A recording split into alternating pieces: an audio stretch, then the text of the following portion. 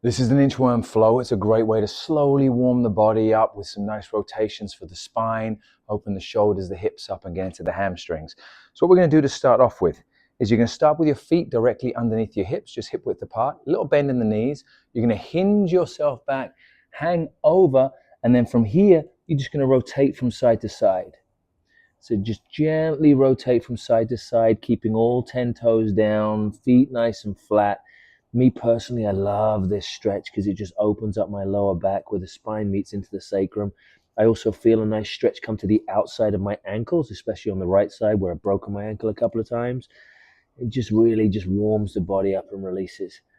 Okay, settle down in the middle. You're going to bring your fingertips down. We're going to walk ourselves out into a plank. Make sure your fingers are nice and wide to disperse the weight. Once you're in the plank, we're going to lower the hips down nice and slowly, dropping your knees or thighs down and look up towards the sky. I'll turn sideways so you can see me here. From this position, all you're going to do is just lightly wag your tail. So whatever that means to you, again, just mobilizing the sacrum, loosening off the lower back and getting a little mobility into the spine. Once we've done this, we're going to push back to a downward dog or come back to the front position so you can see. Come up to a downward dog. And you're going to pedal out your dog. Just release the ankles, release your calves, release your Achilles tendons. And then once we've pedaled out a couple of times, we're going to do a deep downward dog for 10 seconds. So push all 10 fingers into the ground.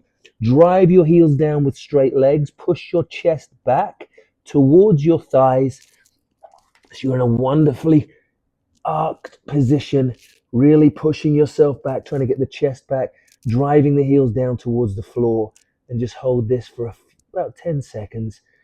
And then from here, what we're going to do is we're going to step up with a right lunge. So I'll turn myself back again and up into a right lunge. From this lunge position, keep your left hand down, open up the right arm in a nice gentle windmill. And then you're going to fold under and point the other hand underneath the other arm and sit into the same hip as the arm you're reaching underneath. Let's come up again. Windmill. And then round and push into that hip. Both hands come down. And now we're going to do our first inchworm. So high up into a downward dog. Legs stay straight, palms stay flat. Come high on your toes. Tiny little steps. Bringing your feet closer to your hands. And only come as high as you can that the hands stay down and the feet stay flat. The legs stay straight. Once you're there, we will walk forward and come into a left-legged lunge. Open up on our left side in our windmill. And reach under, sitting into that left hip. Open up. Come back, sitting into that hip. Hands come down, step back, and now we're doing a backwards one. So we're going to lift our hips up, push through the heel of the hand, walk your hands back towards your feet, only as far as you can go, that you come not bending the knees or lifting the palms off. And it's short steps back. Let's do this again. Right leg lunge. Open up and windmill. Underneath and reach.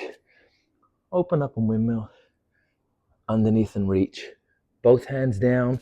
Step back. Inchworm. Bring yourself up. Slowly walk forward. Left-legged lunge. Up. Open up into a windmill. Sit into that left hip. Open up. Into the left hip.